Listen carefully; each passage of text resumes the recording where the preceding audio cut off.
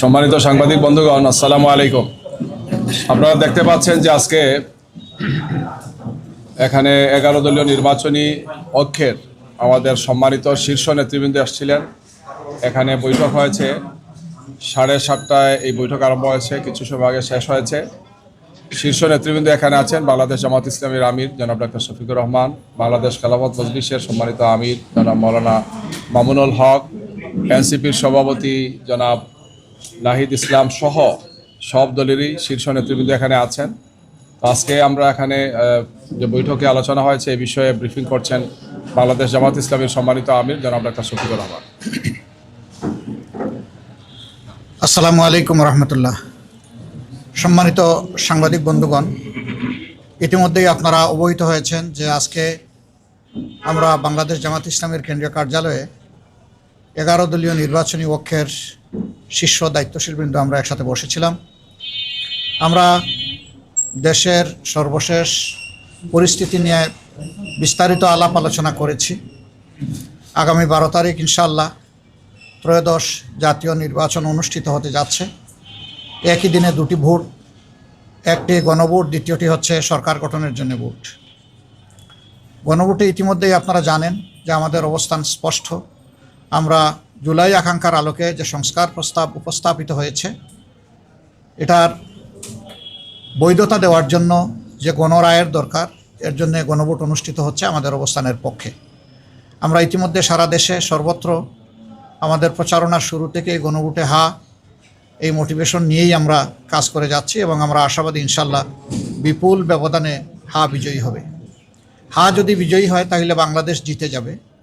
যদি বিজয়ী হয় তাহলে ইনশাল্লাহ জুলাই আকাঙ্ক্ষা বাস্তবায়িত হওয়ার পথ খুলে যাবে। যদি বিজয়ী হয় তাহলে অতীতের নির্যাতন নিপীড়নের অবসান ঘটবে এবং তার যৌক্তিক ন্যায়সঙ্গত বিচার হবে। বিজয়ী হলে আবরার ফাহাদ থেকে শুরু করে আমাদের বিপ্লবী শরীফ উসমান হাদি পর্যন্ত সকলের বিচারটা তাদের পরিবার পাবে। এই যে 1400 শহীদ যারা জীবন দিয়ে এই জাতিকে জীবন এনে দিল, তাদের প্রতি আমরা গভীর শ্রদ্ধা নিবেদন করছি এবং সেই সাথে সকল জুলাই যোদ্ধাদের প্রতি। আমাদের অবস্থান মূল থেকেই স্পষ্ট ছিল। আমরা এই দলগুলো সবসময় সংস্কারের পক্ষে ছিলাম, আমরা পরিবর্তনের পক্ষে ছিলাম। জাতি অতীতের রাজনীতির ভুক্তভোগী এবং এই জাতির অনেক ক্ষতি হয়ে গেছে। 54 বছরে এই জাতি বহুদূর এগিয়ে যেতে পারত। দুর্নীতি দুঃশাসনের কারণে জাতি এগোতে পারেনি। আমাদের অঙ্গীকার হচ্ছে দুর্নীতির বিরুদ্ধে স্পষ্ট অবস্থান এবং আমরা সমাজে সুশাসন বা গুড গভর্নেন্স দেখতে চাই। এর সাথে সাথে আমরা সমাজে সর্বত্র ন্যায় বিচার কায়েম করতে চাই। এই দুইটা জিনিস যদি নিশ্চিত করা যায় তাহলে আমাদের সমাজ যেভাবে পশ্চাৎপদ হয়ে পড়ে আছে এই অবস্থা থেকে উত্তরণ হবে। এবং আমাদের যুবকদের আকাঙ্ক্ষা ছিল যে তারা হাতে কাজ নিয়ে দেশ করতে চায়। তারা কোনো ভাতা বা কোনো ধরনের কারো কোনো দয়া দেখতে চায় না। তারা নিজেই এই বাংলাদেশ গড়ার গর্বিত অংশীদার হতে চায়। এই ক্ষেত্রেও আমাদের অবস্থান স্পষ্ট যে তাদের হাতে কোনো ভাতা নয়, বরঞ্চ আমরা তাদের উপযুক্ততা অনুযায়ী কাজ তুলে দিয়ে বলতে চাই যে এবার তোমরাই বাংলাদেশটা গড়ো। এবং আমরা আসলে তরুণদের হাতেই বাংলাদেশ তুলে দেওয়ার জন্য আমরা প্রস্তুতি নিচ্ছি। তো এই নির্বাচন, পরপর 4টি নির্বাচনে মানুষ তাদের আকাঙ্ক্ষা অনুযায়ী ভোট দিতে পারেনি এবং সেই ক্ষেত্রে 2008-এর নির্বাচন থেকে শুরু করে গণরায়ের কোনো প্রতিফলন হয়নি। এবারকার নির্বাচনে আমরা স্পষ্টতই দেখতে পাচ্ছি যে মানুষের মধ্যে এই নির্বাচন নিয়ে ব্যাপক উৎসাহ উদ্দীপনা তৈরি হয়েছে। যাদের ভোট গ্রামে আছে তারা দলে দলে অনেকটা ঈদের উচ্ছ্বাস এবং আনন্দের মতো তারা যাচ্ছে, নিজেদের নাড়ির টানে গ্রামেই ফিরে যাচ্ছে। সেখানে তারা ভোট দিতে চায় এবং তারা তাদের মনের মতো সরকারও দেখতে চায়। আমরা আশা করছি গণরায় প্রতিফলিত হলে বাংলাদেশ ইনশাআল্লাহ নতুন রাজনীতির দিকে আগাবে এবং নতুন যে বাংলাদেশের আকাঙ্ক্ষা জনগণ অন্তরে পোষণ করে তা ইনশাআল্লাহ বাস্তবায়িত হবে। তবে এক্ষেত্রে আমরা জনগণকে বলবো যে বিভিন্ন ধরনের কথা শোনা যাচ্ছে।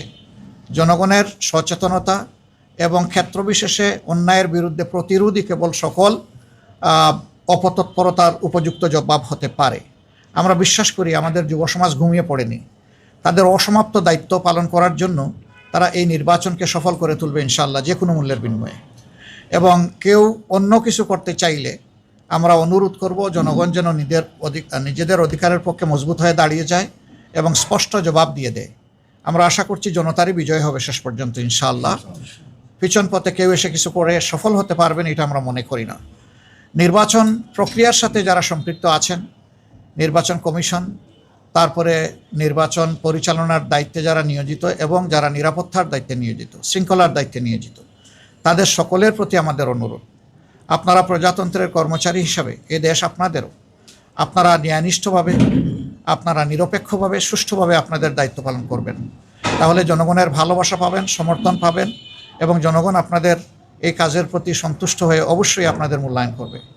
আমরা অতীতের মতো আর কাউকে দেখতে চাই না যে সরকারি প্রজাতন্ত্রের, বাংলাদেশ নামের এই প্রজাতন্ত্রটির কর্মকর্তা হয়ে কেউ নির্দিষ্ট কারো পক্ষ নেবেন, এটা আমরা একেবারেই দেখতে চাচ্ছি না।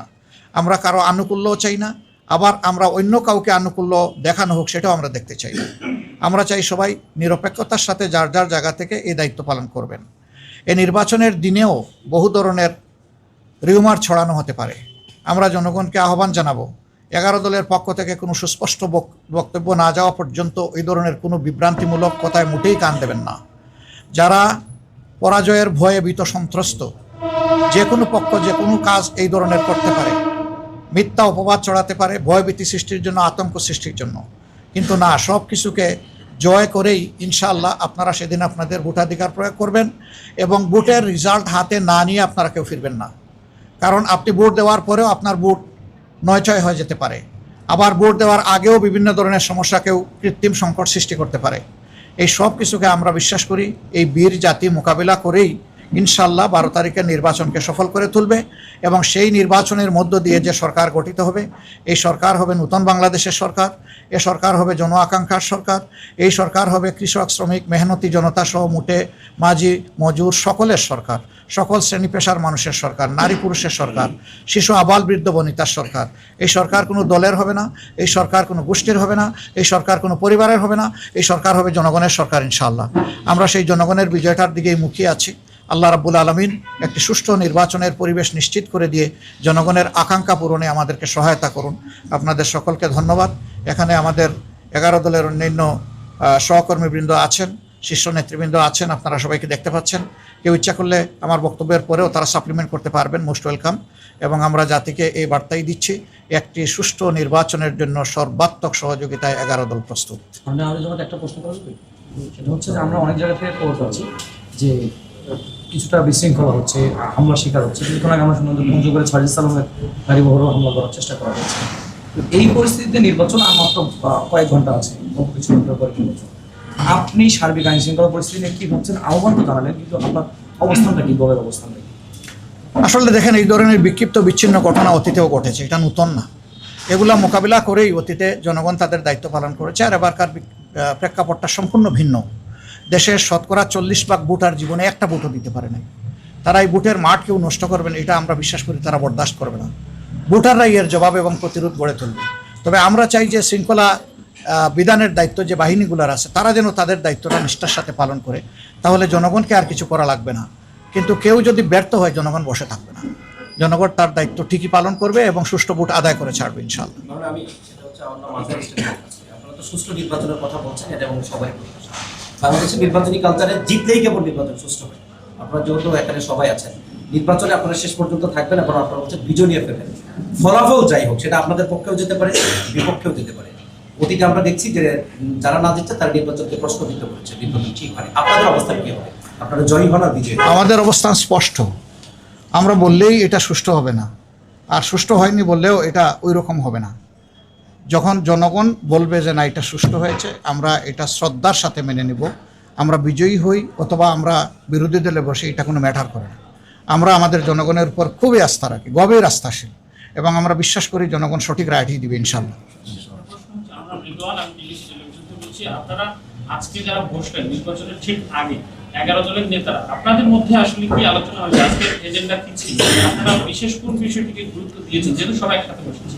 যা বলেছি এগুলোই আমরা আলোচনা করেছি, আলোচনা করেই আমরা বলেছি, আলোচনার বাইরে আমরা কিছু বলিনি।